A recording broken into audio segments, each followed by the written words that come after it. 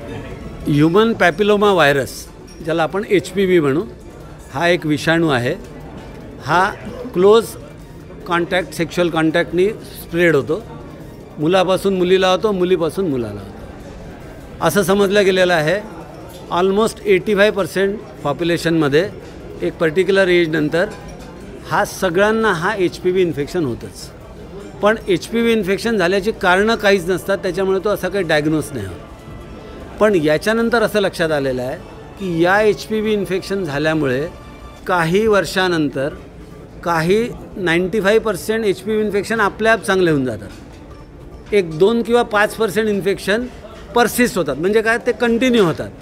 आणि त्याच्यामध्ये जर तुम्हाला परसिस्टंट HPV इन्फेक्शन झालं, 6 महिन्यापेक्षा जास्त जर ते इन्फेक्शन तुमच्या बॉडीमध्ये राहिलं, तर त्याच्यामध्ये पोटेन्शियल राहतं।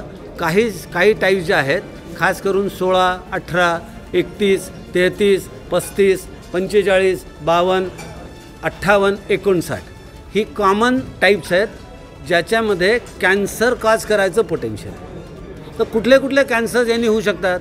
कॅन्सर्स भले तुम्हाला 20 वर्षानंतर होईल, पण आज जर ते इन्फेक्शन झालं असेल तर ते एकदा चेंज झाल्यानंतर तुम्हाला त्याच्यापासून परत जाण्याकरता चान्सेस कमी राहतात। म्हणून तुम्ही हे वॅक्सिन जर त्याला दिलं तर आता तुमचे कोणकोणते कॅन्सर्स होऊ शकतात? फिमेल्समध्ये cervical cancer most common, vaginal cancer आहे, वल्वल कॅन्सर आहे, ॲनल कॅन्सर आहे, नंतर ओरोफॅरिंजल म्हणजे गळ्याचे कॅन्सर्स आहेत। त्याचे लक्षात आलेलं आहे की HPVच्या व्हायरसेसशी रिलेटेड आहे। आणि हे त्यांनी नुसतं अंदाजे नाही केला आहे, त्यांनी तिथून बाईट करून त्याचं पॅथॉलॉजी बघितली, त्याच्यामध्ये HPV व्हायरस दिसलेला आहे। सो ते एस्टॅब्लिश केलेलं आहे। आता मुलांमध्ये नाही आहात का? मुलांमध्ये हे इन्फेक्शन होतं।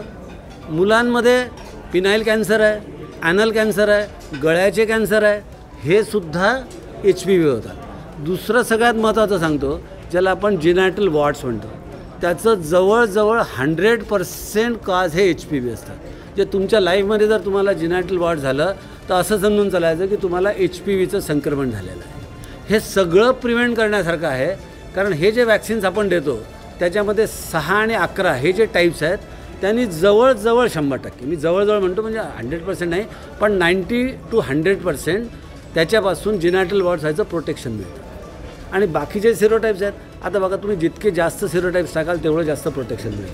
पण आपल्याकडे 16 आणि 18 हे जे सिरोटाईप्स आहेत हे मोस्ट कॉमन आहेत जे का, तर त्याच्यामध्ये सध्या जे आलेलं यांचं जे वॅक्सिन आहे त्याच्यामध्ये जर याच्यापासून समजा जर 80% प्रोटेक्शन मिळत असेल तर मला वाटतं याच्यापेक्षा जास्त चांगलं काहीच होऊ नाही शकत। सर, ज्यांची वेळ 30 वर्षाच्या अगोदर आहे आणि ती एक्सपोज झाले आहे HPVच्या, ते पण घेऊ शकते का? करेक्ट। आता बघा, आपल्याला मॅक्सिमम प्रोटेक्शन हवं असेल तर 9 ते 14 वर्षापर्यंत घेतलं पाहिजे, पण याचा अर्थ नंतर घेऊच नाही का? त्याच्याकरता आपल्याकडे भरपूर स्टडीज आहेत। त्या स्टडीने हे प्रूव्ह केलेलं आहे की 45 वर्षापर्यंतच्या फिमेलला जरी हे वॅक्सिन तुम्ही दिलं, कारण होऊ शकतं त्या फिमेलला एक पर्टिक्युलर सिरोटाईपचं इन्फेक्शन झालं, ती फॉर्च्युनेट होती, ते इन्फेक्शन बॉडीने क्लिअर करून टाकलं, जसं मी 95% म्हटलं, हे तर क्लिअर होऊन गेलं।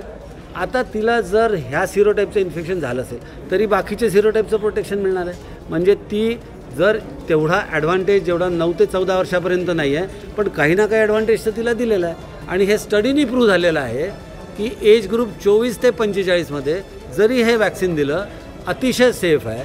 त्याचा इम्युन रिस्पॉन्स म्हणजे ज्याला संरक्षण शक्ती म्हणतो ती तेवढीच चांगली आहे, आणि प्रोटेक्शन होऊ शकतं 9 ते 14पेक्षा थोडं कमी असेल, पण भरपूर आहे। जर ती फॉर्च्युनेट असेल, तो फॉर्च्युनेट असेल मुलगा किंवा मुलगी, आणि त्यांना त्या सिरोटाईपचं इन्फेक्शन तेव्हा नसेल, तर त्याचं प्रोटेक्शन तेवढंच चांगलं राहील।